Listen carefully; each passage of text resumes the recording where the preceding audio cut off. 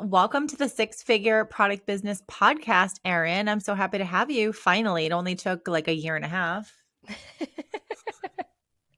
Yes, I'm glad to be here. I'm super excited for this conversation.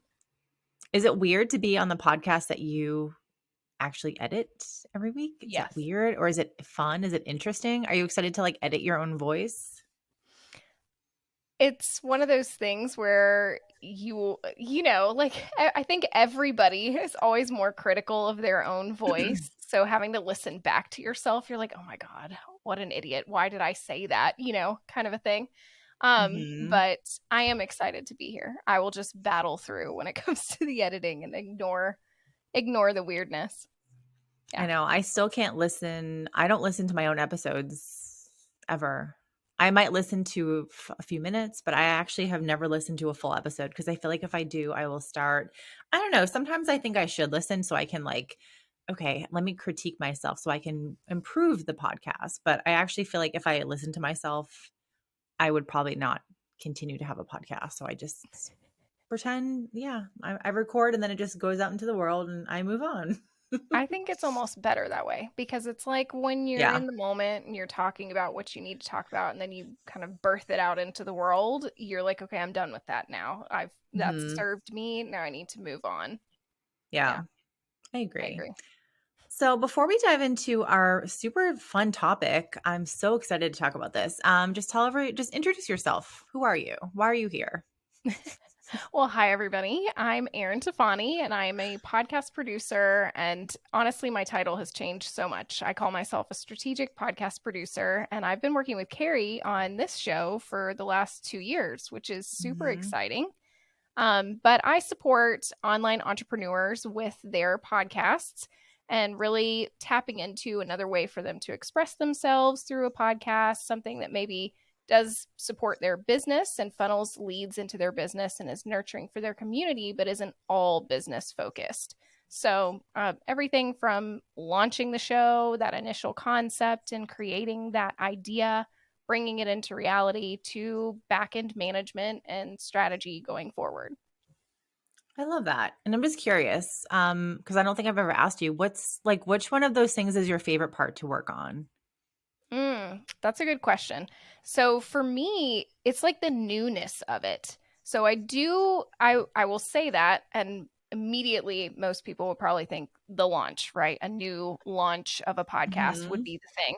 But it's really not just that for me. So it's the piece of taking your vision, something that's like really airy and out there and in your head, and maybe you've been thinking about it for a while, and birthing that into reality and figuring out, okay, Hmm. how do I take this like I don't know what that word is, ethereal idea, like this concept, and bring it down into a tangible thing. So that's probably my favorite part. And that happens, of course, with new podcast launches, but it also happens with rebrands. It happens with restructuring things or refreshing things, just like you and I have been talking a lot about strategizing and kind of taking your show to the next level and what that's going to look like for you.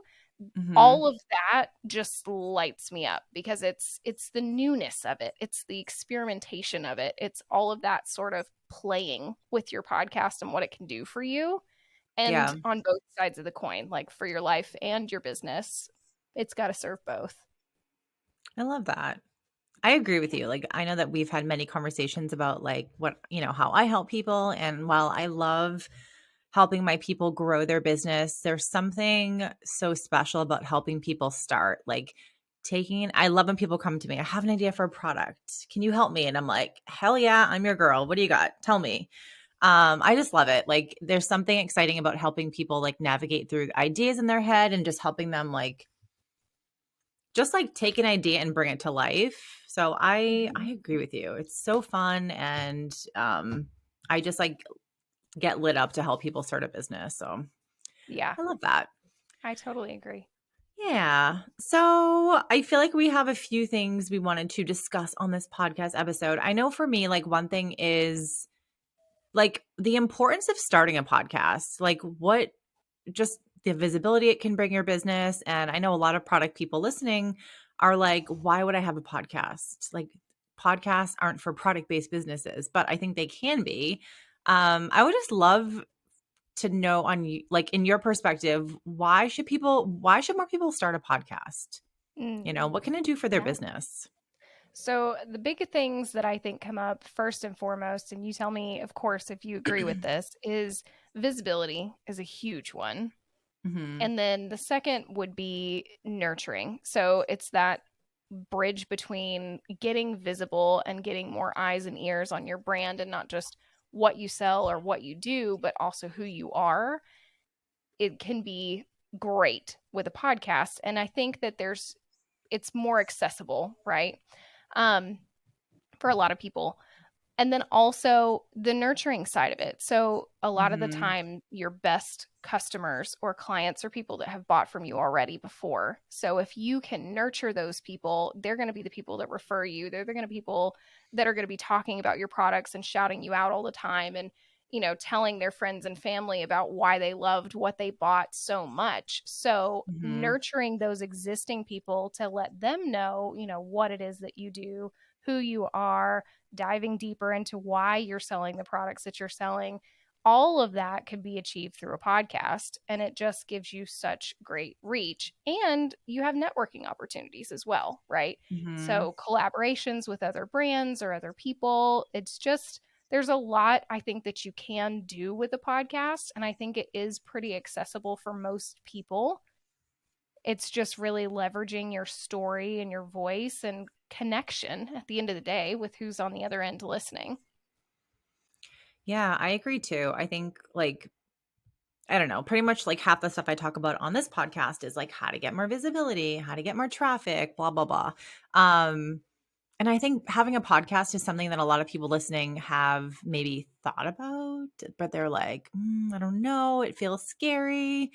Um and it is scary. And I'm just curious now that I'm talking about that. I'm curious if you remember when I first reached out to you. This was It I was like don't know, it was August, right? probably like 2.5 years ago. Hmm. Do you remember, like, I don't know, you probably don't remember, but like if you do you remember like when I first started? Because now that I've had the podcast for over 2 years, it feels like such a part of like my identity almost. It's really weird. Like the podcast feels like the consistent thing in my business that like it really does come first. Like everything I work on, everything I do, this is always a thing that like I cannot wait. Like I love Fridays because Fridays is my podcast recording day. Um it's just so fun and it's like such a part of my business now. But I'm just curious like if you remember when I first came to you or when I first launched, like do you feel like I seem like scared or nervous? Cuz now that I've had it, I can't think back to how I felt 2.5 years ago, but I'm curious if you remember. I should have totally pulled up like your intake form because I still have it in Dubsado before we got on Oh here, my and I would have god. had You verbatim. should pull it up right now. It's probably like, Let me "I see. wanna start a podcast," and like 200 emojis after that. Because I'm that's sure you're not wrong. Let that's me exactly see. how I talk, and I type just like how I talk to. I'm like, "Oh my god, I'm obsessed," and I put like 20 smiley faces or exclamation points. I'm just not ever simple. I don't know. I just get too excited about things. So, um yeah, because some people will say like, "Oh, I want to like talk to you about what are some ways that people can get started with starting a podcast." Obviously, I joined your program. We can talk about that. But people, a lot of people ask me, and I'm kind of like, oh, I don't know. Like, I feel like I'm not even equipped to tell people how to start a podcast, which is funny because I have a podcast. But I feel like because I got help from you and I went through your program, I never feel like I can really speak to that whole thing. Like, I feel like it's not in my expertise because I didn't do it on my own, which sounds kind of funny. I think so many other things in my business that I've done, I figured it out. I did it on my own. I didn't have a coach or like a mentor. I feel like your program was one of the first things I invested in. Mhm. And one of the first things that I invested in that like it I can't even imagine not going through that program. Like I don't even what the hell podcast would I have right now if I didn't go through your program and just tried to like piece random shit together, you know? Yeah. I don't know. Who knows? It's a mystery because I did go through your program. Um But yeah, so people will come to me and say, "How do I start a podcast? How do I start a podcast?" I'm like, "Well, as long as you don't use Anchor, just start it. Like, get a mic, come up with an idea, and start recording, you know?" So, I think it is often overthought. And I think people sit on the idea for a long time. That's for sure. mhm. And like you were saying, a lot of the time I always I always find this to be true when and I use this analogy a lot. I'm like, if you're gonna start a podcast, don't be Joe Schmo and just decide on a random Tuesday to start a podcast and then start searching for what mic you want on Amazon. But that's always where people default to. And I get it. Yep. But for me, I think especially if you're gonna have a podcast that isn't just for pleasure, even if it is, this applies. But if you're going to have a podcast for your business, Yeah. especially, you really need to spend some time conceptualizing your idea first Yeah. and just making sure that it feels good. And what you start with probably won't be what you end with, right? Your podcast is going to morph and change over time. But a lot of people get stuck in that first bit where, especially with the launch is super intimidating.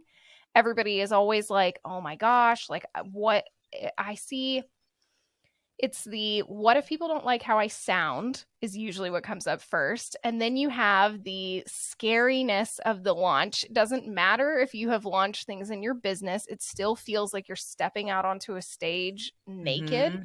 It feels vulnerable. So that's Yeah. always intimidating. And then usually after they launch, they feel like they're coming down off of this high where it's like, oh my gosh, that was such a relief. I feel like all of this work that I put in to get this thing actually out into the world is over. And usually before somebody starts the podcast, actually starting it or starts working with me, like you and I did to build it together, they have been thinking about it for a long time. So it Mhm. really is that like full circle moment. And then after the launch, you have to figure out how you're going to manage it, how you're going to integrate it. And especially if you're going to be somebody like you who's very committed to having the podcast long term, then Mhm. it really does have to be integrated into your lifestyle. And it has to be something you feel like lit up to show up for week after week, month after month.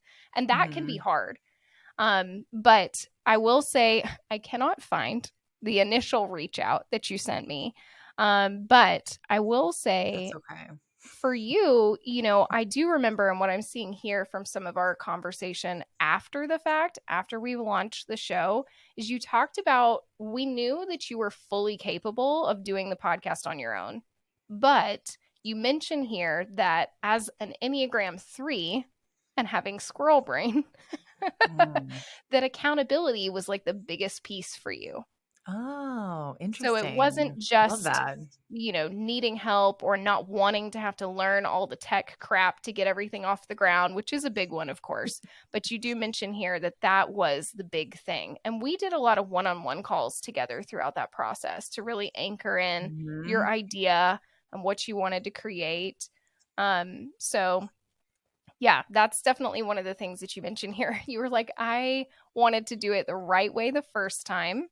Why Mhm. waste months Googling and downloading 20 freebies and making 1,000 mistakes when you can get, right step by step going the first time from somebody as they guide you through it. So yeah, Yes. I that's love that. there's a lot not emojis in this. There's lots of F yeah, I did and exclamation points everywhere. So, Okay, which I close would say enough. that definitely carries through in how I see you still talk about your podcast. Lots of emojis, lots I of love it. exclamation points. I Yeah. love it. And yeah, that's so true. Like the accountability thing is so important. And like what a lot of the stuff that I talk about on the podcast and like I do launch programs and I do things to help people because it's true. Like again, everything is like, can I afford it? Do I have the time? Am I committed to working on this program or course now? And if the answers are no, then it's not a good fit for you to invest. But like if you can manage the money, if you can figure it out, if you can commit to it, then like why put yourself through hell and back Googling shit when you can work with someone who knows what they're doing and can help you. And I know for me, and it's so funny to like reflect back on those early days because it really only was 2 years ago, but it feels 2 years in a business is kind of like I feel like it's probably like 5 years in like normal regular life. I would It totally feels like agree I with just that. started it. Like I remember when I launched it. I remember, messaging you being like, "Oh my god, we got like, I don't know, 200 downloads on Mhm. the first 2 days," or I don't even know what number it was. It wasn't anything crazy, but you made me feel like it was a good number, so I was happy with that. Thank you. You were like, you were my number one most downloaded podcast launch ever. And you're like, besides Madison and besides these two other people that we worked with. I'm just kidding. But, like, I can, like, okay, now that I have the podcast for 2 years, I still can't imagine not working with someone, like Yeah. I just can't. I feel like I struggled with a bunch of things in the beginning, and like not having someone to talk it through, to like work through it, made a huge difference. And I don't know if the podcast would be, and I don't want to use the word professional because I think that's not, like, that feels boring, but it is a professional podcast. Like, I have systems in place. I have a podcast episode that goes out every single Tuesday on time. I think I've missed one episode in 2+ years. So I think for that reason, it is professional and I take it very seriously. But in terms of like my personality on here and all that, like, yes, I swear and I say stupid things, but I also show up authentically, and how I talk is how I would talk if I met you in person. You know what I mean? Yeah. Um, but like, I don't think I would have the same podcast. I don't. And like, when I think of that, I'm like, where would my business be? Because my podcast is really my funnel to like everything that I sell. Everyone who joins my courses or programs, they're always like, oh, I listened to your podcast. Mhm. And it makes sense. Like when I invested in my $30,000 mastermind, it wasn't some random dude. It was someone whose podcast I had listened to for an entire year. Got Mhm. to know his personality. I'm like, oh, I like him. I trust him. He can help me. Okay, cool. $2,500 a month for 12 months. Okay, great. But like, that's what makes people sign up for stuff. So anyway, I just wanted to kind of point out for people listening, if you are like thinking about doing a podcast, even if it's not Erin, like, find someone who knows what they're doing, because you will get stuck on things when you're in the starting process, and you either might quit, you might be like, oh, I can't do a podcast, imposter syndrome pops in your brain, and there's just like a lot of moving pieces. So I agree. anyway, wanted to share that. Yeah, I think a lot of it you I like to consider all of it a marriage. Like there's you and your desires and your goals and what you want out of it. And obviously, if you're called to podcasting, there's a reason why. There's something deeper within you where you have something to say, right? And you need that to be amplified. So at the end of the day, it matters who you're speaking to and what you're getting out of it as well. So you've got yourself on this side of the mic trying to get out into the world what it is that you feel called to share. And then you have the person on the other end. So you are making a connection between those two people, how it's serving them, how it's supporting them, how it's nurturing them, what that's doing to create connection and trust, just like you said, between the two of you. Um, Hmm. and then also, I think there's a lot of awareness that has to come through podcasting as well, like self awareness. And I think that comes as you go. So a lot of people get stuck in the beginning with that perfectionism, like wanting it to be perfect, wanting the Hmm. launch to be huge, like scared that if they're not chopping the topping the charts on day one, that they're not having a successful show. So some Yeah. of that comes back to self awareness, tapping into what your specific goals are and, you know, yes, you can absolutely top the charts, but your charts are going to fluctuate as you have the podcast. And that's not the only metric to look at, right? There's so much value Hmm. in, like, for you, knowing that you're nurturing people and you're getting course signups or program signups from your podcast, or you're also networking with other people through your Hmm. podcast and the visibility that you gain. Like, those are also things to measure as well. And I think people sometimes get stuck on just what's on the surface as opposed to all these other things underneath, that they're like, oh, yeah, well, yes, I'm loving the DMs, or I'm loving the feedback that I'm getting from people listening, or I love getting those messages. Like, you send me messages in Voxer all the time where somebody's like, oh my gosh, Carrie, I just bought your course, or I just opted into your membership and I've been listening to the podcast for so long, or I just loved this episode and that's what got me. Yep. That lights you up just as much as Hmm. seeing your download numbers. You know what I mean? Yeah. So I think there's that level of tapping into your desire and your goals, and then also being aware of things as you go along the process too is important. So, knowing that you're getting bogged down with all of the back end tasks that have to be done, or if recording hour-long episodes every week just doesn't feel right for you, adjusting and pivoting from there. That is important in order to stick with it long term. And I don't think people talk about that hard part of it as well. And Mhm. that also can apply to support, knowing how much support you need and being self aware enough to know, like, yes, I need somebody to help me support getting it off the ground, and then I can manage it on my own from there. Or I need somebody to help with strategy from time to time so I can take it to the next level or feel like I know where it's going in that growth. I think that's also important. And it helps as well because I've seen so many people start podcasts and then, like, 6 months in, they burn out. I know why though. I see that too. Yeah. So many I, people. Not even yes. 6 months, it's like 10 episodes and they're like, "Ugh, I'm I'm done. done with I this. can't. Yeah. I can't." I'm like, And "I." I will say with that, when it's like really early, and I hate that there's so many dead podcasts just in the app, and you're like, oh my gosh, this person hasn't posted anything in a year. Why are we not just moving this off the screen? Yeah. But sometimes with that, they think it's going to be easy, and there are aspects that are easy, but some of it isn't easy. Mhm. But two, again, if you got to make sure that you're considering your goals and what your desires are and what you're wanting to get out of it and how that translates to Mhm. the listener on the other side too. That connection. If you just turn on the mic like Joe Schmo on a random Tuesday and launch your podcast on a whim with no vision or funnel or strategy behind it, and then you don't get any listeners and it's just crickets, then there's probably a reason why, like something needed to be pivoted or changed. And even too, if you were 6 months in and you burned yourself out, usually it's a life thing. Like something with the podcast needs to be adjusted. I Mhm. often tell people, I think people sometimes will put themselves in a box and not realize that they've done that Mhm. when really there's no rules when it comes to podcasting. You could start with one format and then change your mind. You could start with a show and release episodes every week and decide that the day needed to shift or the length needed to shift, or you know what, releasing episodes every week doesn't work for me, or I need to go seasonal and have a dedicated point in time twice a year where I take 2 months off the show altogether.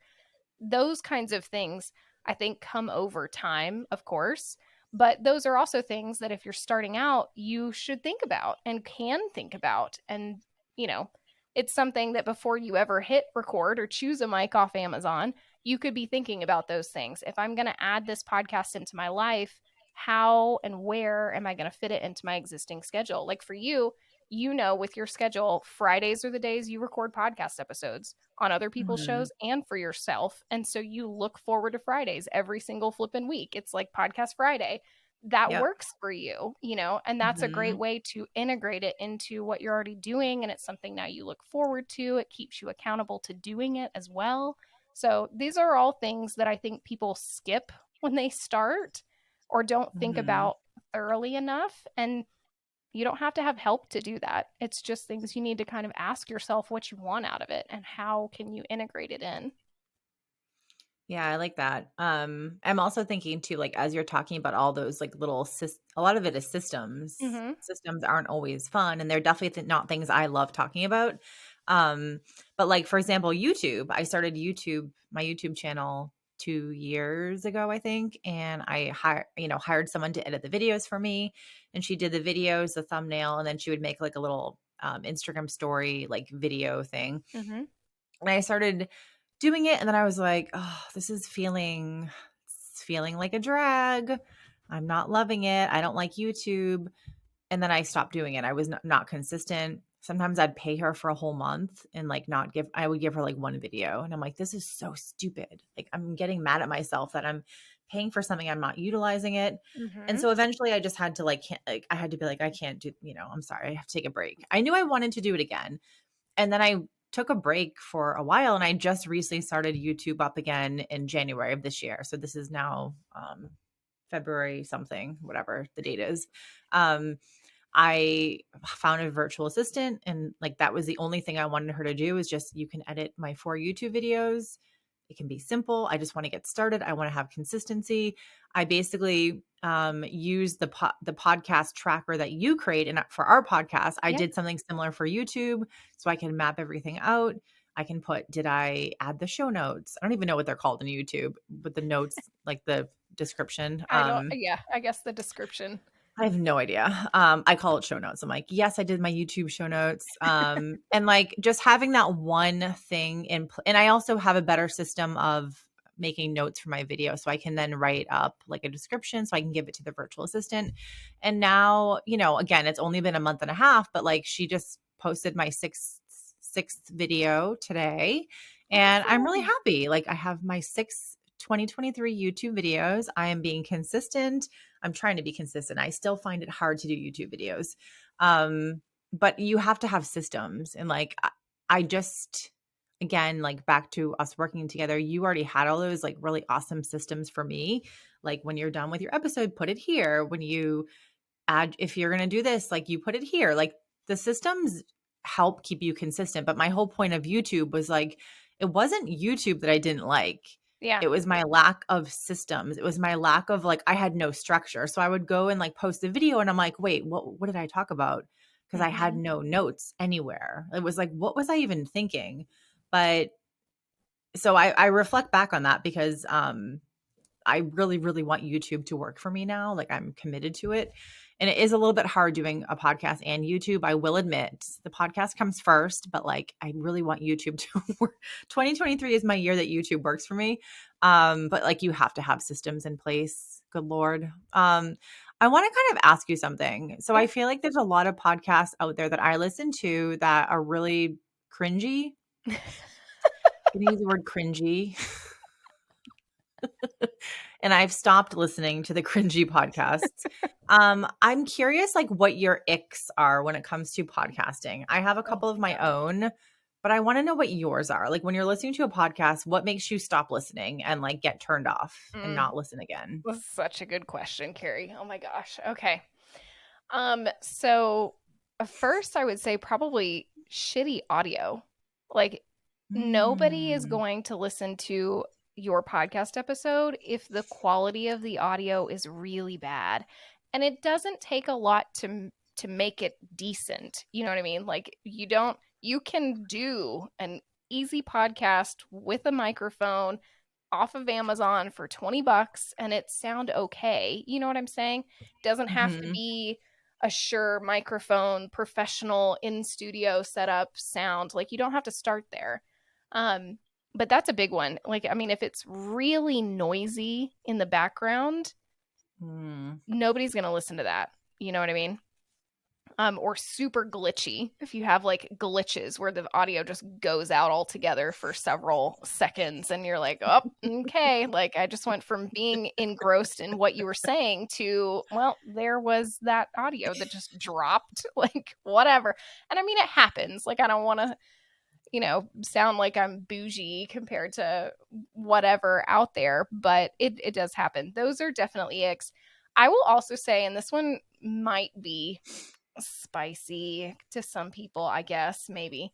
I don't really like ads at the very beginning of podcast episodes. Like there are lots Mm. of big name podcast episodes. I actually, you'll appreciate this. I was doing some research today just to see, what are some of the big names that you know of out there that are doing, what are they doing with their podcasts that are different than other people? And one of the ones that I listened to, literally the first 3 minutes of the episode was all ads. It was an ad for their own program. It was an ad Mhm. for somebody else's program. And then there was another ad right after that, like a sponsorship ad. And I'm like, I Mm. get it. But like, It's I a mean, I'm lot. just going to hit the skip 15-second button until we get to the episode. Like, I don't want to sit here and listen through the ads. And especially if you are a loyal follower, I would say. Like if you are somebody as a consumer who listens to that person's podcast week after week after week. I understand plugging your offers. I just hate when it's like literally the first 3 minutes of a 30-minute episode is just ads. Like, you got to Mm, break it up for me. Like, you just got to break it up for me. Or I'm just going yeah. to skip. So that's another one. From the editing side of things, I anything that's like noisy distractions, obviously I edit out of episodes, right? But that's also an icky one when I'm like, this is a really professional sounding podcast and we just left all the lip smacks in this entire thing. Like, that was a lip smack. That was a lip smack. I'm like, please, where's the email to your editor? Can I just let them know, hey, there were like 6 lip smacks in this episode, and my ears were like picking up on every one of them. Oh my So those are some God. of them. What are your icks? Thank God you can remove mine for me. I appreciate that. It's the love. My It's the love. my biggest one, I feel like I have more than one, but this one thing is coming to mind is scripted. Oh Yes. God, I can't. When it's like, well, hello there, and it's like you can tell like they're reading off of a script, and it's like insert name, pause for breath, and then they like start going again. It's like you can tell. Yes, It you can. is I can't. Like, I used to listen to a lot of bigger marketing. I'm not gonna name any names, but I used to listen to a lot of, like, bigger name, like, people that are in the top 10 marketing charts, Mm-hmm. and I had to stop because it was just especially solo episodes. It just felt like they're reading off of, like, a teleprompter, Mm-hmm. and while I understand they probably sound way more professional than my rambling podcast episodes, but for me, just being very authentic and also like talking in the moment about things, that's just how I am. And I don't Mm-hmm. like scripted things in general. So when I listen to a podcast and I feel like it if I feel like it's scripted, I can't listen anymore. Like they've lost me forever. So Yeah. that is like that's my big one. I think like there's another one of the only podcasts I actually listen to, and I love him. So I'm not going to say his name because I'm obsessed and I want to be in like my dream is to be in his podcast. But he also will play. Not that I'm bothered by his advertisements because they're at the beginning as well, but it's like the same one every single time. Mm-hmm. Like he rarely ever changes it. So I've heard this goddamn advertisement about something I forget what it is, like 100 times, and then he'll switch to a different one. But like I get it. These are I want to be sponsored, putting out in the universe. I want to be sponsored too, maybe by Klaviyo, email marketing. But like it does get frustrating with the ads. I think there's a limit to how many brands like. When does it become too much? Yes. And I get it because we show up here, we put in the work, Yep. we deliver free content, and I love it. Like I love being able to share so many things that can help people. It's my favorite thing. Like creating an impact from a podcast is like the best thing that you can do, really.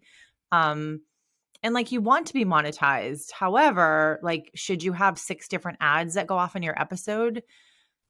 Maybe not. That's kind of obnoxious. Right. It's obnoxious. Yeah. So, Well, and I agree with you too about like it being so curated and so robotic. Um, I yes. also Yep. think it doesn't feel relatable or attainable. Mhm. You know what I mean? Like if you know that some big name person has a podcast and they are talking to also big name people, sometimes it feels like they're up on a pedestal and you're just out here in the crowd of hundreds of thousands listening and Yep. they don't know who you are. You feel like a peon. Whereas if you talk directly to your listener and it is more authentic and it isn't so rehearsed or drafted, it does feel more relatable. That trust you were talking about building is there. It's actually there. It feels more intimate, more like one on one. So even though you're talking into a microphone to many, the person listening feels like you're only talking to them. You know, if they're listening in the car, it feels like when they're laughing with you that they were in the room with you, laughing like with you. You know what I mean?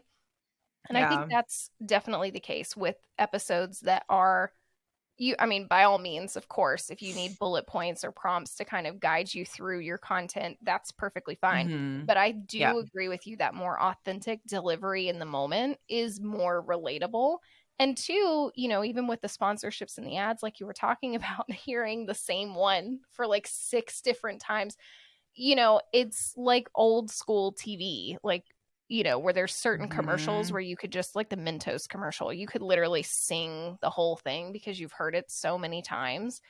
I feel like Yep. you're getting to that point where you're starting to just like it's going in one Tune ear it and out out. the other of your listener when you've done it the same way so much. It would Yeah. probably go further if somebody like that would have changed up the ad and instead in the middle of their episode plugged it, talked about their program, talked about the offer, and was like, hey, if you haven't checked it out yet, you should. Here's the info. You know what I mean? It still feels more like Mhm. they're talking to you. Yeah. Yeah. I agree with you. And I just want to share one more cringy. It's not really cringy, it's just something that I don't prefer. Hmm. And it's something that I'm also playing around with my own podcast. So I just want to caveat that I am playing around with making the episodes shorter, which Erin already knows because I've been messaging her, blowing up her Voxer messages all week about this. Because I'm also aware that I talk a lot, and sometimes I'm like, okay, I need to like rein myself in and not and like I don't want to have a scripted podcast or anything like that, and I don't love following a list of questions, but I also sometimes am aware, like I think it's always important to be self-aware of things that you maybe do that are annoying. I ramble. I'm a rambler. Like I'm like, "Oh, let's talk about packaging." And I go off on a tangent for 20 minutes and I'm like, "Wait, what were we talking about? Like who am I talking to? Oh yeah, we're talking about like website design. Why am I talking about packaging?" Um so that's my one of my weaknesses, but what I do not like are business podcast episodes that are like 20 minutes long and like I feel like I'm listening to fluff. Hmm. They're fluffy. Yeah. Like they bring someone on, they're like, "Tell me about your business. What are you great at?" And the person talks about website design and they like gloss over surface level, they gloss over things. Yes. And you kind of leave the episode being like, "Oh, okay, that was good, but like, what are my action steps? What do I do? How can I improve my website design?" Do you know what I mean? Hmm. And why? And like, I remember when we first started working together, I told you I wanted my episodes to be like, I wanted to be like a mini training every episode, so people can walk away and feel like they actually learned something. They could take a couple things from every episode and go and implement. So for me, that's a really important part of my podcast, but I also am aware that a lot of other podcasts are super short. They're like 15 minutes, 20 minutes, fluffy, and then that's the episode. And I'm kind of like, I don't like it, but also so many people do that. So is there a method to the madness or is there a madness to the method? Or I don't know, That's but a I good can't do question. that. Like I mean, how many times have I started an episode and I'm like, hey guys, this is going to be a short episode. And then I'm like, oops, 60 minutes later. Like, it's so hard for me to be, like, concise. I don't know. Yeah. I mean, So I think to answer your question, is there a method to the madness? I couldn't tell you for sure without looking on the back end. I will say, of course, by default, if you release more episodes, you're going to have more downloads because anybody that's following or subscribing to the show, especially on whatever their device is, it's going to automatically download those episodes and those are going to just get calculated download, download, download. So on paper, if somebody wants to flash, like my show gets blah, blah, blah downloads every single episode or every single month, that's part of the way that they're able to do that. So again, but if your device is downloading those episodes for your listener every single week, or if you release, let's say, 2 or 3 15-minute ones every single week, if you really think about the person on the other end consuming, are they actually consuming it that much? mm, Unless you have something like a daily tip kind of thing, which would be hard to do. But let's say you did, and it was almost like a motivational daily tip podcast episode where every day you're releasing something that could keep people coming back every day for that new content. but I guarantee most people are not sitting there consuming those episodes rapid fire when they release every time they drop. And two, I think so it really comes back to your listener, right? And like for you, if your intention was to offer mini trainings that go below the surface, and I totally agree with you there. I love that deeper underneath the surface stuff. It's the shit that nobody talks about. It's the nitty-gritty Hmm. details. It's the information that you couldn't just get from a Google search. It's that experience of doing it and what to look for and what not to look for and all of those things. You go so in depth in what you're talking about and share lots of examples, quite frankly. I always, even while editing, I'm sitting there pulling up, oh, she's talking about this brand, or oh, she's kind of, referencing this that they did really well in their copy. And I'm like, okay, well, now I got to go check out this kayak and what did they put in their copy? Because I need to see Oh my this. You know what I God. mean? So The if you think kayak. about And I love your the audience, hoverboards. though, that I think is worth more, because what now that person, maybe they listened in the car to your episode, maybe they listened while they worked, maybe they listened while they were packaging up stuff in their business about how to better their packaging for their product based business. you know you want that to be sticky content. You want that to be something that they are thinking about for the rest of the day. They're marinating on it, or like you said, they feel like they've learned something, and now they know, oh, you know what, she was talking about SEO and I've done this and this, but I definitely haven't done that last tip that she gave us. So that's something I need to prioritize because of all the reasons she just told me why I need to prioritize it. You know what I mean? I think that Hmm. goes further, and that also further echoes that nurturing that you're looking to do. 15-minute episodes can be,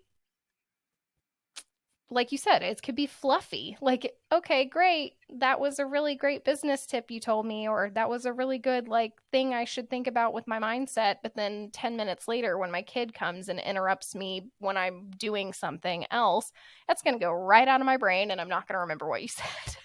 You know what I mean? Yeah. Yeah. Yeah.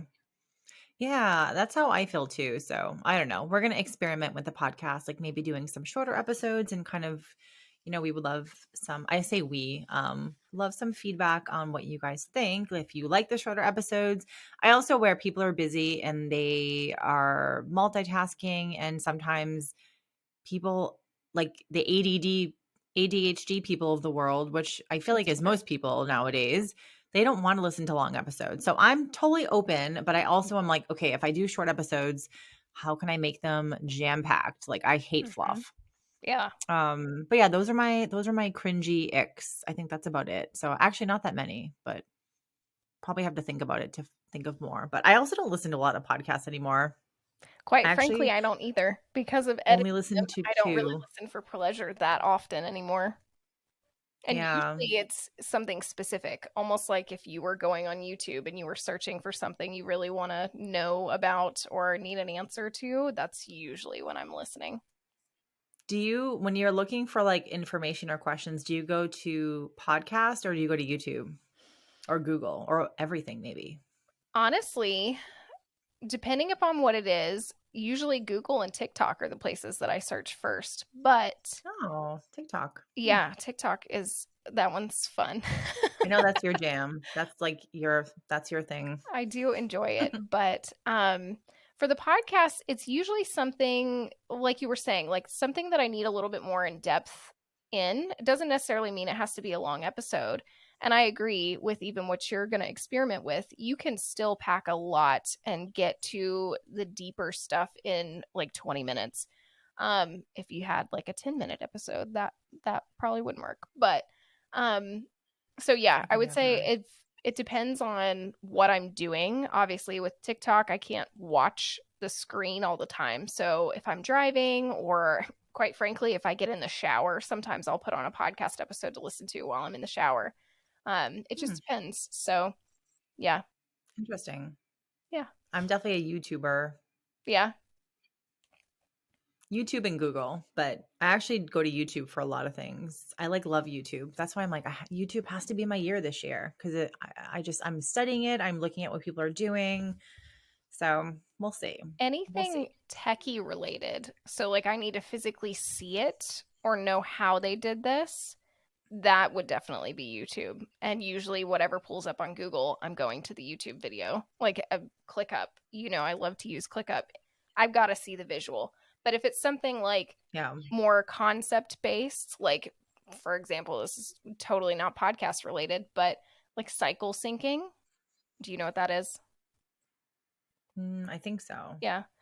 So like your menstrual Yeah. so you're syncing up things like in your business or knowing what your energy levels are like at different stages of your cycle.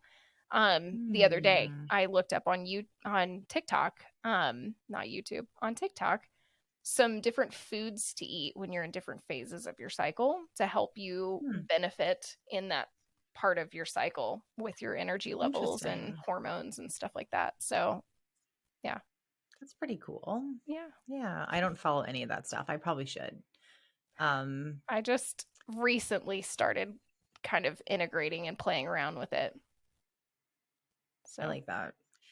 Do you feel like because I want you to talk about your services, I want you to talk about how you can help people. Maybe just talk about like starting a podcast. What are like did we talk about mistakes? Yeah, we did. a little bit. Did we? I don't remember. We can dive into it more. What are some like what are the big things that people need when they want to start a podcast? Maybe I'll reframe the question. I've recorded this is podcast number 3 today and I'm completely getting episodes like mixed up in my brain. That's So okay. you can tell I don't follow a question list because I just like talk about whatever. Yeah, what are like some of the what are the things that people need to have? Like what do you need to have if you want to do a podcast, which you should. So the first thing we'll talk about is equipment because that's always where everybody goes. Like I was saying, the first step there. So you need to have a good pair of headphones. I always suggest, whether you want to use them or not, you can choose. But I would suggest a good pair of headphones and then a good microphone. Whatever's in your budget at the time makes the most sense. You can always upgrade your equipment later. So those are the starting pieces. You also need to consider what you're recording on and where you're recording physically. So and who you're recording with. So if you are going to be a solo person recording your podcast in your house, then you need to look at where are the different areas that you could record and think about what makes the most sense for you. Closets are actually really good places to record because the clothes in your closet are really absorbent for excess sound. So that's always fun. But if that's not doable, or if you're going to have guests on your show and record video, I wouldn't really recommend recording in your closet. So things like that are something to consider and kind of prep your studio space that you're creating, and play with your microphone and make sure you understand the settings and all of that kind of stuff. And then also some kind of software to record with. You can do free software. You can use paid software. Again, if you're going to have guests, then you might want to think about how you're going to do that effectively. As you know, we've used Zoom before. Now I'm using riverside.fm to record with guests and it pulls good video quality. There are other ones, though, as well that you can check out that are similar.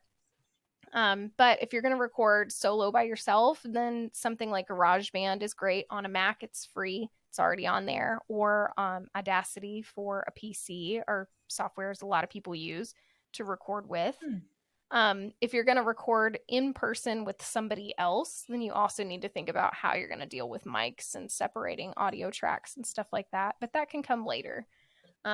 Or if you have a second host, and you're both going to hang out and drink wine in your basement and record your podcast, then you would want to think about your setup a little bit differently. So That that's sounds first fun. piece is the basics are the mic and the headphone and where am I recording and what am I recording on. Um, Mhm. Beyond that, prior to launching, obviously we talked about kind of honing in your vision, what your desires are and your goals, especially if you have a business, then you need to consider what is that funnel that you're going to create from the podcast to your business and how are you going to track it? And then also, you want to think about your listener. So, what is the connection that you're putting out there, the content that you want to talk about? Sometimes, even just doing a brain dump of like, these are all the topics that I think I want to talk about is helpful in the beginning. And then Mhm. in addition to that, even stories. If you're like, okay, these are stories I know I want to share, these are things that I feel called to talk about. Or if you have a business and you're like, I want to educate on these different things, or these are the problems that my clients are having, or, what I want to share about working with other people, or if you have a product based business, what you want to talk about with making your products or the process or whatever it is, brain dumping all of that down is a great place to start as well. So you at least have some ideas of where do you want to start with recording your episodes, which ones are going to go first. Um, and then the visuals and the mood and the vibe is always another one to think about before you launch. So obviously you need cover art. You can make it yourself. You can outsource that. You can work with a graphic designer. There's obviously different levels for everybody's budget, but something that stops your scroll is really important. And your name, of course.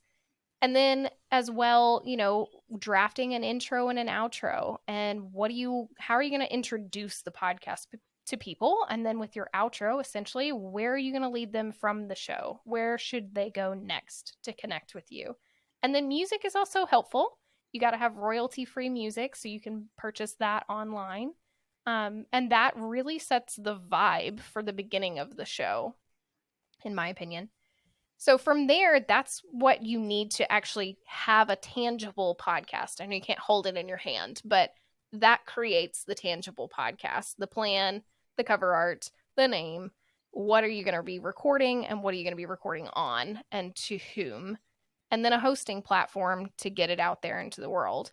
From that point, after you launch, then it comes down to what are all the assets that go with each episode.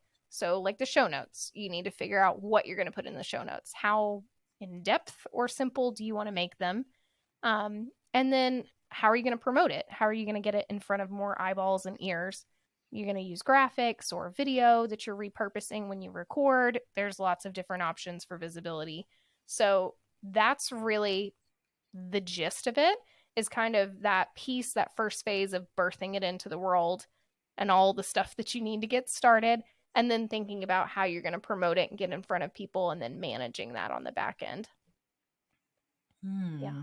Hmm. I like it. It sounds like a That's lot. like It is kind of a lot, but if you just start with that, like, first pieces, I need music, I need a name, I need a cover, what Mhm. am I going to talk about, where am I going to record in my house? That's step one for sure. Yeah. It's definitely a lot of things, but, you also don't have to do it in, like, a week. Oh I yeah. mean, it Yes. can take a couple months, you can take your time, and, of course, I would love for you to talk about, like, your, because I forget, like, which offers you have, to be honest, so I'd love for you to tell people, like, how you can help them. I know, I can share my experience going through Erin's program, and it was absolutely amazing. But yeah, like it can feel overwhelming to start a podcast. I remember when I was thinking about it, I think I downloaded. So I was in a mastermind group, Mhm. and this was with Madison Tinder, who has been on my podcast before. I helped her start her scrunchie business, so she's a friend, and she created this like crazy course. It was like I don't even know what that course was. Soulful something, some Soulful kind of a social course that like something. it was kind of like the course that will include everything you could ever need to know about having like a coaching business. It like literally included everything. And I got the course for free because I was in her mastermind, and and one of the episodes was episodes. One of the lessons was about starting a podcast. And so I literally skipped all the way to that one because I had been thinking about starting a podcast for a few months, and I watched Erin was presenting a lesson on I don't know what it was. How, How to 10 start ways a to start a podcast. podcast or Yeah. something. Yeah. Yeah. I So remember. I watched that, and then I went and I think I downloaded your freebie. I think I messaged you on Instagram, and I think I must have said something like I just watched your lesson in medicine thing. I'm interested in starting a podcast. Like tell me, how you can help or something. And that's kind of how I found Erin, like not so randomly, but always good to like refer always good to like join people's programs through like a referral, like a friend joined it or something. Yeah, and that was we started I started in her program September of 2020, or I think I don't so. know, I forget. Yeah. something like that. Yeah, and I launched in November of 2020. But yeah, I went through her whole program to basically start and launch the podcast, and like it was absolutely amazing. So yeah, tell everyone like how you can help them, what programs you offer. That would be great. Sure. So, what you went through was record like a rock star. And like you were saying earlier in the episode, 2 years in a business feels like 4 or 5 in life. I completely agree because so much has changed since then. Um, Mhm. but essentially, Record Like a Rockstar is my signature one on one podcast launch program. And prior to Carrie being in it, I actually ran it as a small group and then realized very quickly that I enjoyed one on one better. So I switched it around. But um, it seems intimidating, I think, sometimes when you see all of these like launch your podcast, like you were saying, launch your podcast in a day, or here is a way for you to do this DIY course or a VIP day, all of these things.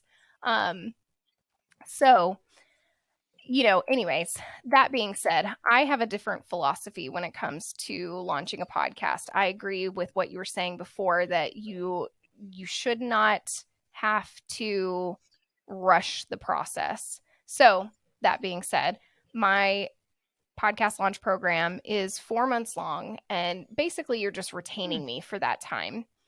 What I usually do is gauge each client in that process as far as how quickly they want to move. So we could launch a podcast anywhere between 4 and 12 weeks into the program. It just depends on how ready they are, what they've already done, how quickly Mhm. they want to take action. For some people who are used to, like I've had lots of business coaches who are used to teaching, they already had the equipment, they already had it set up. Maybe they've been on podcasts before, they already have cover art done when they come to me, and they're just Hmm. ready to go. They're like, I want this thing launched. I want it live. I want to run with this. And we've launched really quickly. So we've gone through my 6-step module framework to just check all the boxes to make sure that we are creating the show and making a launch plan. Once they've done that, then we launch the show. And that's where a lot of programs stop.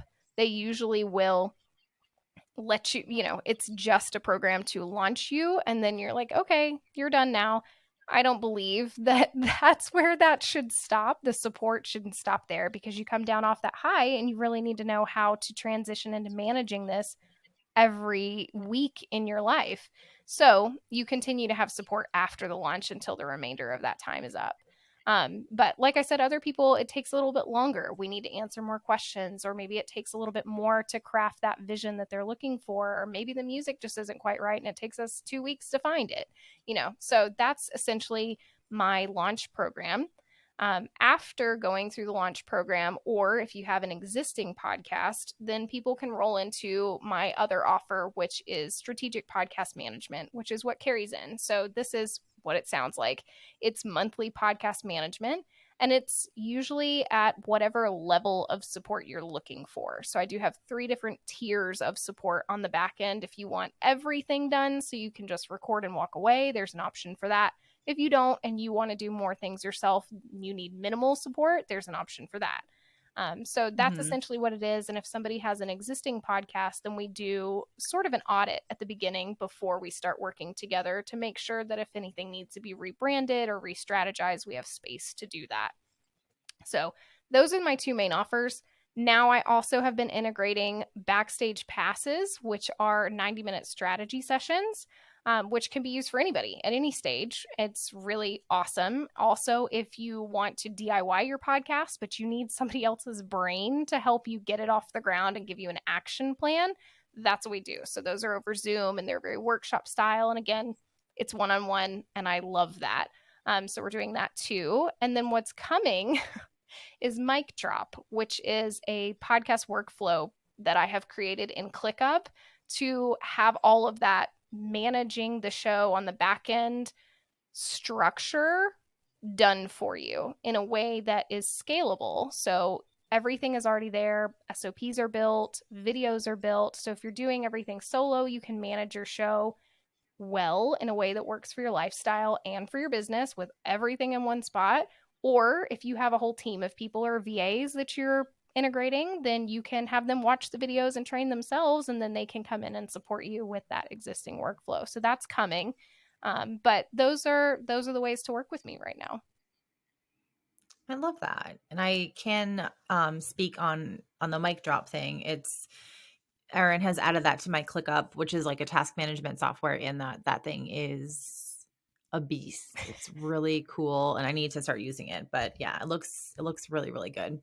Well, thank you so much for coming on. It was so fun to chat about all things podcast. I love this. I feel like this needs to be like a yearly episode where we can just talk about like what's new in the podcast space, because it's fun to just not always like teach businessy things. I kind of like having conversations sometimes. Yeah. I feel like I could never do like a non-business podcast. I don't know how. I don't even know what I would talk about. We should do this. We should definitely do this. Check in and see how you feel about the podcast and yours and what's changed over time. I think it's also cool to let other people hear from someone who has been doing it for a long time, and really, Mhm. how do you do it? You know what I'm saying? Like, how do you continue to feel good and lit up? And what are the things that are so different, like you were saying, from the beginning of your show to now? Those are important conversations that people don't get to hear very often, I think. Yeah, Yeah. I agree. I love it. Well, thank you so much. So good to have you on here. And I will see up until I see you next time. Awesome. Yay.